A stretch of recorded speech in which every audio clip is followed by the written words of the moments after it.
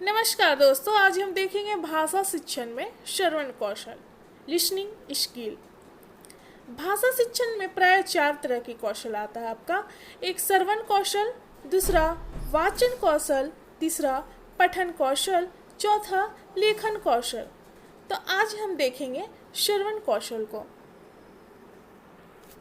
यहाँ पर श्रवण कौशल का संबंध है दूसरे के द्वारा बोले गए भाषा को सुनकर उसका अनुकरण करना और उसी के आधार पर बोलने का प्रयास करना। तो आइए हम देखते हैं श्रवण कौशल। भाषा शिक्षण में श्रवण कौशल का बहुत अत्यधिक महत्व है। प्रायः प्रत्येक बालक भाषा को सीखता है और उसी आधार पर भाषा को सुनकर उसका अनुकरण करता है और उसी के आधार पर बोलने का प्रयत्न करता है। वास्तव में श्रवण भाषा ज्ञान का यह प्रारंभिक स्तर होता है, पहला स्टेज होता है। भाषा शिक्षण का उद्देश्य छात्र में इस सीमा तक भाषाई कुशलता का विकास करना है जिससे वह भाषा के उचित प्रयोग में समर्थ हो सके, यानी कि भाषा का सही यूज करने में वो समर्थ हो सके। भाषा को सुनकर समझना और वाणी के द्वारा उसका प्रयोग सीखना भाषा कुशलता का एक अनिवार्य अंग है। किसी भी भाषा को सीखने की प्रक्रिया में उस भाषा की ध्वनि को सुनकर समझना प्रारंभिक सोपान होता है। साधारणतः श्रोता द्वारा वक्ता का कथन को सुनते हुए वक्ता के अभिप्राय को समझना श्रवण कहलाता है।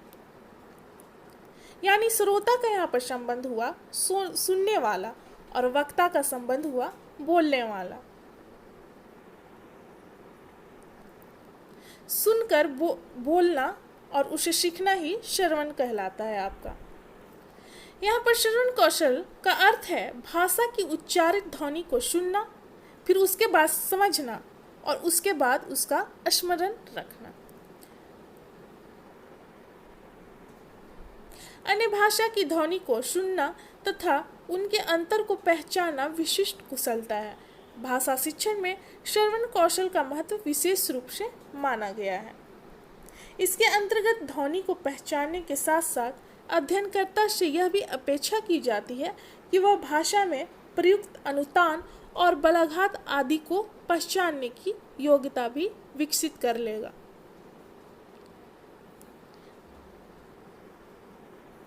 अर्थात भाषा में कहाँ पर गलतियाँ हैं, कहाँ पर अशुद्धियाँ हैं, कहाँ पर त्रुटि है, उसके पहचानने की योग्यता विकसित कर लेगा। इसके द्वारा ही ध्वनि संयोगों द्वारा उत्पन्न सही अर्थ और भाव समझने की क्षमता का विकास होगा। प्रत्येक भाषा की अपनी विशिष्ट प्रकृति होती है और कोई भी दो भाषा समान नहीं होता है। अतः अन्य भाषा के शिक्षण में श्रवण कौशल के माध्यम से भाषा की ध्वनिगत विशिष्टता और भिन्नता को पहचानना और विकसित किया जा सकता है। इसका सिद्धांत देख लेंगे। श्रवण कौशल को उत्तम बनाने का सिद्धांत पहला नंबर है, बालकों की समझ सुनाई जाने वाली सामग्री रोचक हो। जो भी उनके समझ प्रकट किया जा रहा है उनके लिए वो रोचक हो, उसमें वो रुचि ले सुनने में। दूसरा, बालकों के स्तर के अनुसार भाषा सामग्री प्रयोग किया जाए। अगर कोई छोटा बच्चा है तो उसी स्तर पर, उसी आधार पर भाषा का प्रयोग करना चाहिए। अगर हाई लेवल की लैंग्वेज यूज की जाए उसके सामने तो उसे समझने में कठिनाई होगी। तीसरा नंबर, भय और अत्यधिक शोर की स्थिति में श्रवण कौशल का विकास संभव नहीं हो पाता है। अध्यापक द्वारा सस्वर वाचन, आदर्श वाचन तथा प्रसंग और भाव के अनुसार वाचन किया जाना चाहिए। अगला नंबर है, आवश्यकता से अधिक श्रवण सामग्री नहीं होना चाहिए।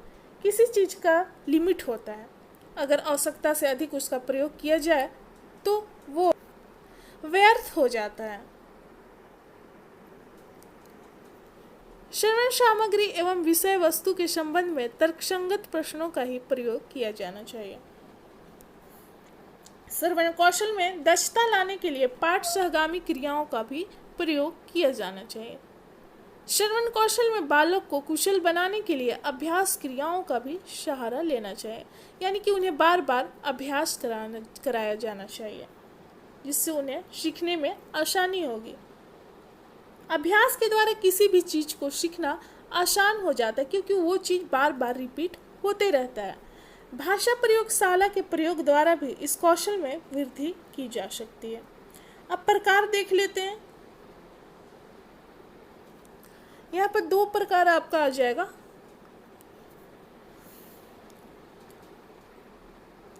आकस्मिक श्रवण और दूसरा एकाग्र श्रवण।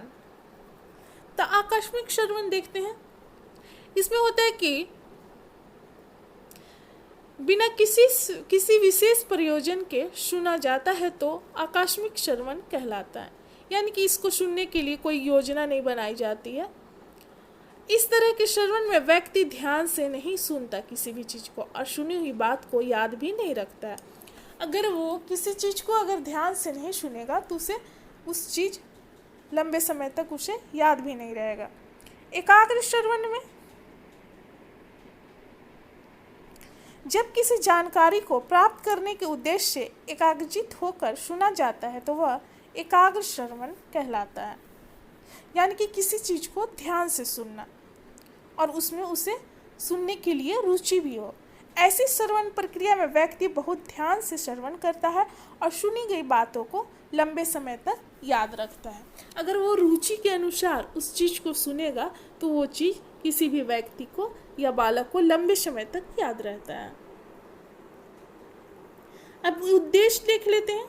श्रवण कौशल का उद्देश्य क्या है? पहला उद्देश्य है सुनकर अर्थ ग्रहण करने की योग्यता का विकास करना, क्योंकि श्रवण कौशल में हम दूसरे के द्वारा बोले गए भाषा को सुनकर उसे बोलने का प्रयास करते हैं और उसे अर्थ समझेंगे तभी उस भाषा को बोल पाएंगे। किसी भी श्रुत सामग्री को मनोयोग प्रयोग सुनने की प्रेरणा प्रदान करना, वक्ता के मनोभाव को निपुणता प्रदान करना। अगला नंबर है श्रुत सामग्री के विषय को भली भांति समझने की योग्यता उत्पन्न करना। विद्यार्थियों में ध्वनि शब्द का शुद्ध उच्चारण तथा स्वर गति लय और प्रवाह के साथ पढ़ने की योग्यता विकसित करना इसका उद्देश्य होता है। छात्रों की मौलिकता में वृद्धि करना, उनका मानसिक और बौद्धिक विकास करना, भाषा एवं साहित्य में रुचि पैदा करना और उन साहित्यिक गतिविधियों में भाग लेने व सुनने के लिए छात्रों को प्रेरित करना।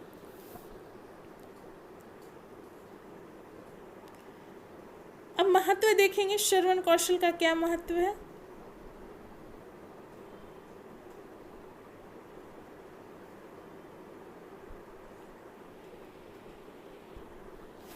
यह ध्वनि के सूक्ष्म अंतर को पहचानने में सहायक होता है। अध्ययन की आधारशिला है। भाषा शिक्षण के उद्देश्य की प्राप्ति में सहायक होता है। इससे वाचन कौशल का भी विकास होता है, लेखन कौशल का भी विकास होता है और व्यक्तित्व के विकास में भी सहायक होता है। साहित्यिक व सांस्कृतिक कार्यक्रम की प्राप्ति में भी यह सहायक होता है। इसकी विधियां देखेंगे। आइए श्रवण कौशल की विधियां देखते हैं, विकास की विधियां। इसमें निम्नलिखित विधियां आती हैं। पहला वार्तालाप देख लेते हैं। विद्यार्थियों की मौखिक अभिव्यक्ति हेतु शिक्षक को चाहिए कि वह कक्षा में ऐसी व्यवस्था करे जिससे छात्र आपस में बातचीत के माध्यम से, वार्तालाप के माध्यम से विचार विमर्श करें। इस हेतु वे परस्पर एक दूसरे का परिचय, घटना वर्णन, विद्यालय के बारे में बातचीत करें, जिससे उनकी जो रुकावटें हैं, झिझक है, वो मिटेगी। साथ ही वह अपने विचारों को छोटे छोटे वाक्यों में व्यक्त करना भी सीखेंगे। वार्तालाप में विभिन्न तरह के मुद्दा आ जाते हैं, जैसे किसी घटना का वर्णन, विद्यालय के बारे में विचार विमर्श, एक दूसरे का परिचय करना, दो छात्र बैठे हैं या तीन या चार जो भी छात्र बैठे हों, एक दूसरे के साथ अपना परिचय करेंगे तो वो वार्तालाप के संदर्भ में ही आता है। इससे यह उन्हें लाभ होगा कि जो रुकावटें आती हैं उनके बात करने में, जो झिझक होती है उनमें, वो दूर हो जाएगी। इसकी विशेषता क्या है? एक अच्छे वार्तालाप में निम्नलिखित विशेषताएं होनी चाहिए जिससे वार्तालाप सरल और रुचिपूर्ण, रोचक बन जाए। पहला नंबर है वार्तालाप मधुर हो। यहाँ पर वार्तालाप की भाषा मधुर हो, यानी कि जब वो एक दूसरे से वार्तालाप करें तो उनमें मधुरता रहे, ये ना लगे कि वो एक दूसरे से झगड़ा कर रहे हैं। दूसरा, उसमें प्रभाव उत्पादकता होनी चाहिए, यानी कि जिस विषय पर बातचीत हो रही है उसमें इफेक्ट होना चाहिए, उसका प्रभाव उन छात्रों पर पड़ना चाहिए। तीसरा, बोलचाल की भाषा में गतिशीलता होनी चाहिए। चौथा, बोलचाल में बनावटीपन के स्थान पर स्वाभाविकता होनी चाहिए, यानी कि वास्तविकता होनी चाहिए।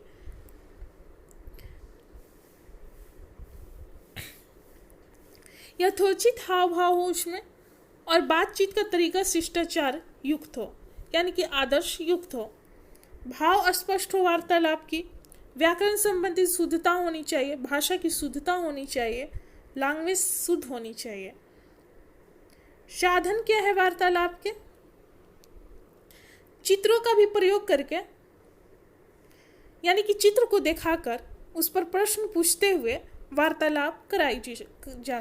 जैसे हमारा विषय रहेगा पर्यावरण, तो उससे संबंधित चित्र को दिखाकर उस विषय पर वार्तालाप किया जा सकता है। कहानी रचना,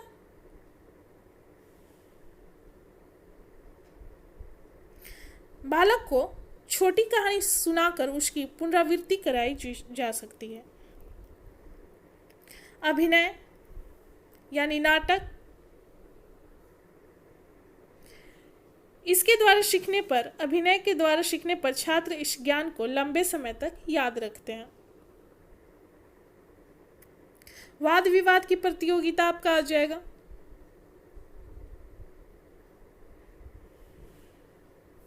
जब बालक की अभिव्यक्ति पर्याप्त मात्रा में विकसित हो जाती है तो इस विधि का प्रयोग किया जाना चाहिए, वाद विवाद प्रतियोगिता, ताकि वार्तालाप के दौरान छात्र स्वतंत्र रूप से अपना विचार को व्यक्त कर सकें।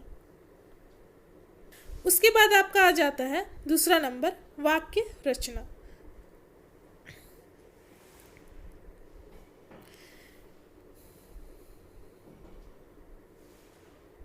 यहाँ पर वाक्य रचना का संबंध हो गया किसी भी विषय का पूर्ण अर्थ बताना। पूर्ण अर्थ की प्राप्ति कराने वाले शब्द समूह का नाम ही वाक्य कहलाता है। इसकी विशेषताएं क्या है? इसकी 6 विशेषताएं हैं। आकांक्षा है, एक पद को पढ़ने या सुनने के बाद वाक्य या लेखक के विचार और भाव को जानने के लिए श्रोता यानी सुनने वाले और पाठक, पढ़ने वाले के मन में दूसरे पद सुनने या पढ़ने की स्वाभाविकता, उत्कंठा उत्पन्न होती है। इसे आकांक्षा कहते हैं। जैसे किसी कहानी को बताया जा रहा है तो उसके आगे का जानने का दोनों का प्रयास रहता है कि आगे उसके बाद क्या हुआ। योग्यता उसके बाद आता है।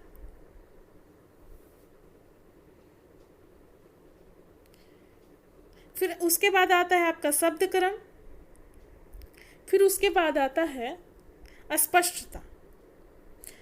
वाक्य की भाषा सरल और स्पष्ट होना चाहिए ताकि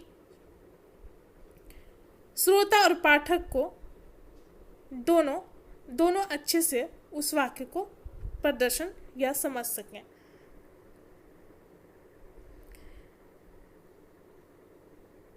सार्थकता या समर्थता, जो वाक्य श्रोता या पाठक की सुसुप्त भावनाओं को जागृत करने में समर्थ हो वही सार्थक कहलाता है। मधुरता भी होना चाहिए। वाक्य संबंधी दोष भी देख लेते हैं। अस्पष्ट वाक्य, निरर्थक शब्द वाले वाक्य, जटिल वाक्य, ये सब दोष है वाक्य के। उसके बाद हम देखते हैं प्रश्नोत्तर। प्रत्येक बालक में जिज्ञासा होती है जिसे वह प्रश्न के माध्यम से किसी भी विषय के बारे में बार बार पूछने का प्रयत्न करता है।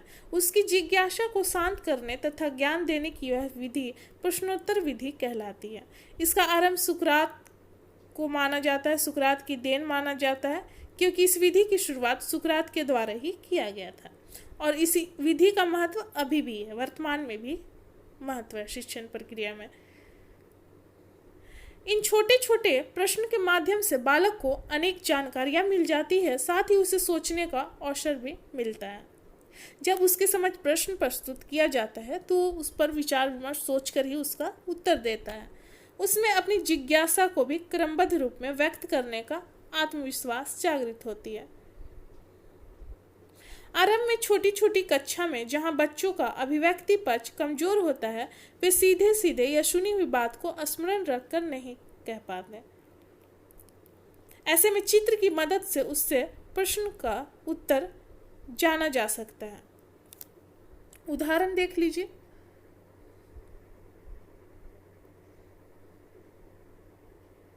उसके बाद कहानी कथन आपका आ जाएगा। कहानी प्रायः बच्चों की पहली पसंद होती है। यह एक ऐसा माध्यम होता है जो न केवल छात्रों का ध्यान केंद्रित रखती है बल्कि पाठ सामग्री को भी सरल और आसान बना देती है। बचपन में बच्चे अपने परिजनों से कहानी सुनना पसंद करते हैं और सुनकर बहुत चीज उससे सीखते भी हैं और उसे प्रसन्नतापूर्वक सुनने का प्रयास करते हैं। इसके बाद आपका आता है घटना वर्णन।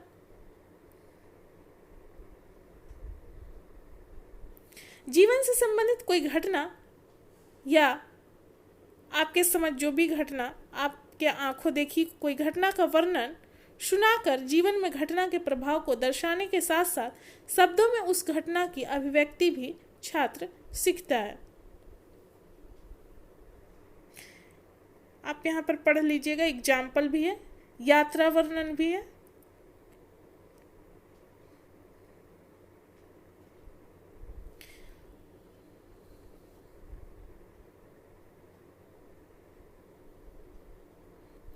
किसी भी यात्रा को अविस्मरणीय घटनाओं और उसके अनुभव का वर्णन भी किया जा सकता है।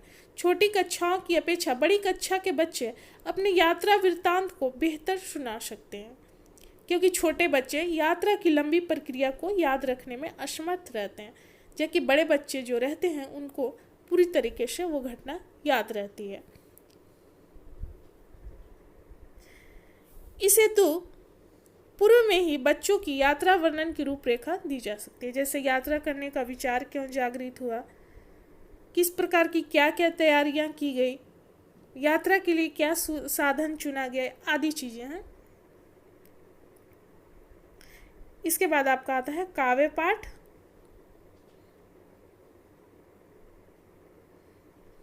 बच्चे लयबद्ध ध्वनियों को सुनने में रुचि रखते हैं और कविता या गीत एक लयबद्ध रचना होती है और इसे कंठस्थ करना भी आसान होता है।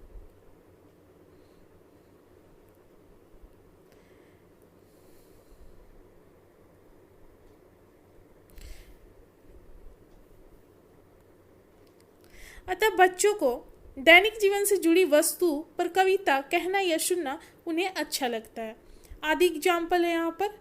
भाषा की सहजता, सरलता और लयबद्धता होने के कारण बच्चे इन्हें खेल खेल में दोहराते रहते हैं और उससे बहुत कुछ सीखते भी हैं। यह गीत बच्चों के भाषा ज्ञान हेतु उपयोगी होता है।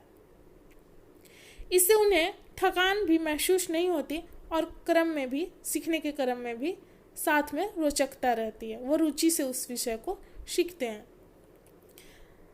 तो ये सभी महत्वपूर्ण नोट्स थे, यहाँ पर समाप्त होता है। मिलते हैं अगले वीडियो में। धन्यवाद।